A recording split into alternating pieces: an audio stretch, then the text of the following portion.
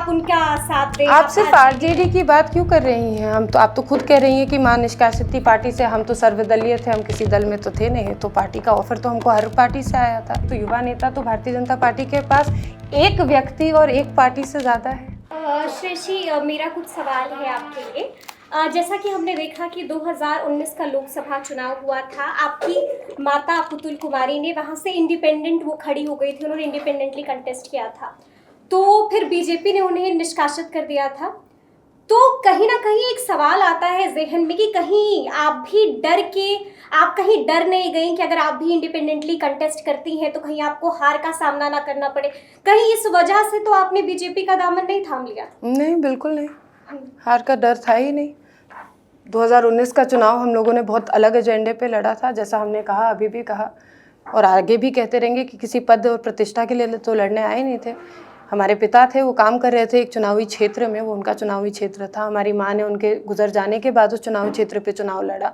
Bharatiya Janata party ने उस समय पर टिकट देने से इनकार कर दिया। इनकार इसलिए किया क्योंकि गठबंधन में वो टिकट या वो सीट जेडीयू के पास चली गई, तो उस समय में भारतीय जनता पार्टी सीट नहीं दे पाई। तो क्या जो लोग इतने सालों से उम्मीद कर रहे थे कि हमारी माँ चुनाव में आएंगी और सांसद बनेंगी, तो क्या उन लोगों का साथ छोड़ देना उचित था उस वक्त? बिल्कुल भी नहीं।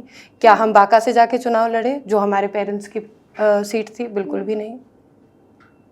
ठीक है, लेकिन आपको उनको निष्कासित भी कर दिया गया था, तो कहीं ना कहीं एक चीज जहन में आती है कि वो तो रीजन नहीं था। और एक सवाल ये भी है श्रेयसी, नहीं, जहन में आपके आती होगी, हमारे जहन में नहीं है। ये आपके सवाल का जवाब है। जी बिल्कुल। लेकिन एक सवाल और है श्रेयसी, जब आपने ये बात कही, आपको ऑफर आरजेडी की तरफ से भी आया था, तेजस्वी यादव ने भी आपको ऑफर दिया था कि आप उनका साथ दें। आप सिर्फ आरजेडी की बात क्यों कर रही हैं? आप तो खुद कह रही हैं कि मां निष्कासित थी पार्टी से, हम तो सर्वदलीय थे, हम किसी दल में तो थे नहीं, तो पार्टी का ऑफर तो हमको हर पार्टी से आया था।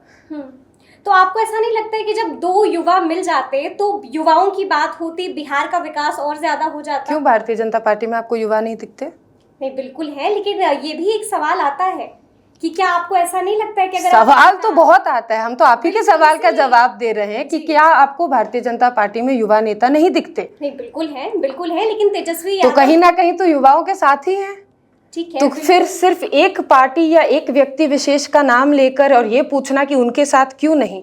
अरे भाई, हमारी विचारधारा भारतीय जनता पार्टी के साथ ज़्यादा मिली। हम अपने पिताजी के गुजरने के बाद, और गुजरने के बाद कि उससे पहले भी, जब 2005 में राज्यसभा से हमारे पिता सांसद थे अपर हाउस के, तो उस वक्त भी वो भारतीय जनता पार्टी की सीट पे थे। और उनके गुजर जाने के बाद हमारी माँ ने भी भारतीय जनता पार्टी का साथ लिया। तो कहीं ना कहीं तो हमारी जिस परवरिश में हम पले बड़े हैं वो हमेशा से एनडीए के साथ रही है, एक बीजेपी के साथ रही है। तो और सिर्फ ये कह देना कि एक तरफ युवा था, अरे हमारे पार्टी में भी बहुत युवा हैं, और हमको तो लगता है कि सब स्टेट का आप मिला लीजिए, चाहे आप गोवा की बात कीजिए या उत्तराखंड की बात कीजिए या अपने बिहार की ही बात कर लीजिए, तो युवा नेता तो भारतीय जनता पार्टी के पास एक व्यक्ति और एक पार्टी से ज़्यादा है।